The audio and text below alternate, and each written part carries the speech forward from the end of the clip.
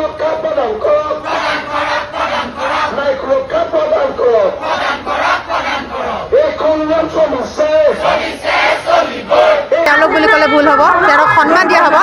তাহাঁতক সেই পাখণ্ডকেইটাক এতিয়ালৈকে ধৰা হোৱা নাই, তাহাঁতক উচিত শাস্তি দিয়া নাই। আমি সেইকাৰণে ইয়াতে বহি নিজকে কষ্ট দি হ'লেও আমি সংগ্ৰাম কৰিছোঁ যে সেই দুষ্কৃতিকাৰী দুটাক উচিত শাস্তি দিব লাগে আৰু এনেকুৱা শাস্তি দিব লাগে যাতে সেই শাস্তি দেখি হাজাৰ হাজাৰ দুষ্কৃতিকাৰীৰ কলিজাত কঁপি যাব লাগে।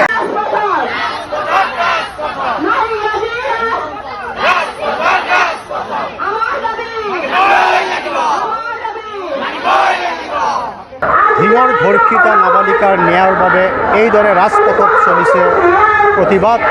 আৰু পুৱাৰে পৰা দেখা গৈছে যে ধিঙৰ মহিলা সমাজ ওলাই আহি তেওঁলোকে এই প্ৰখৰ ৰ'দতো তেওঁলোকে প্ৰতিবাদ অব্যাহত ৰাখিছে।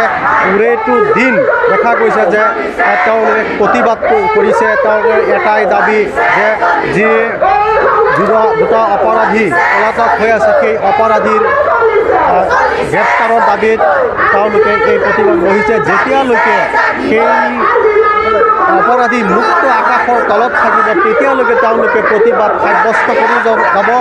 দেখা গৈছে যে ছাত্ৰ সন্থাৰ প্ৰতিনিধিয়ে নেতৃত্ব লৈছে আৰু মহিলা সমাজ বিভিন্ন গাঁৱৰ পৰা মহিলাসকল ওলাই আহিছে।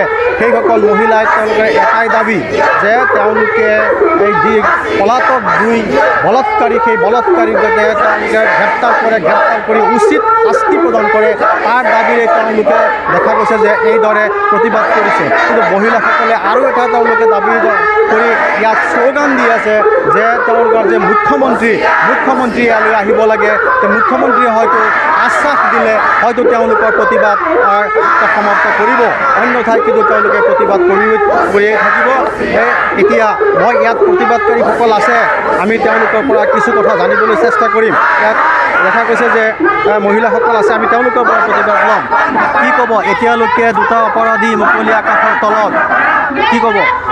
হয়, মুকলি আকাশৰ তলত দুষ্কৃতিকাৰী ঘূৰিয়ে ফুৰিছে। এতিয়ালৈকে তেওঁলোক বুলি ক'লে ভুল হ'ব, তেওঁলোক সন্মান দিয়া হ'ব।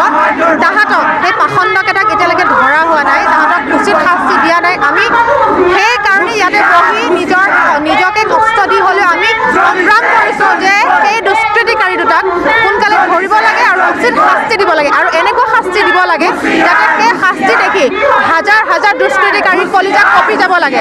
দ্বিতীয়বাৰ তাহাঁতে এনেকুৱা এটা দুষ্কাৰ্য কৰিবলৈ যাতে সিহঁতে সাহস নকৰে, তেনেকুৱা এটা আমি উচিত শাস্তি ক'ব বিচাৰিছোঁ।